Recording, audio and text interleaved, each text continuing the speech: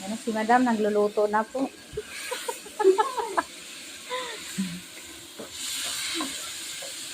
Kailangan mag-brown-brown muna yan. Diba? Kung may patis ka nga, dapat yan, sarap yan. Ay, wala akong pati.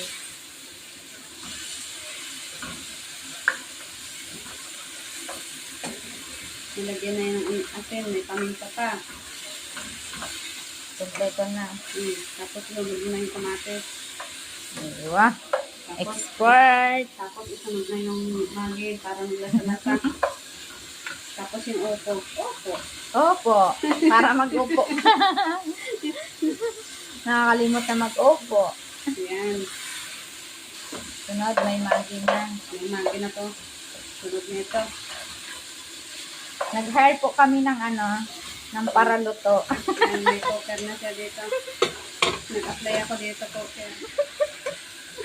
May ito.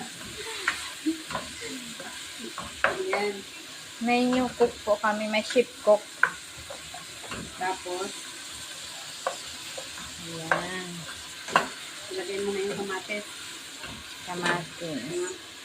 Kamatis na ha. Pag medyo naluto-luto na yung kamatis, isunod mo yung opo. Opo. Dito Ay, yung opo.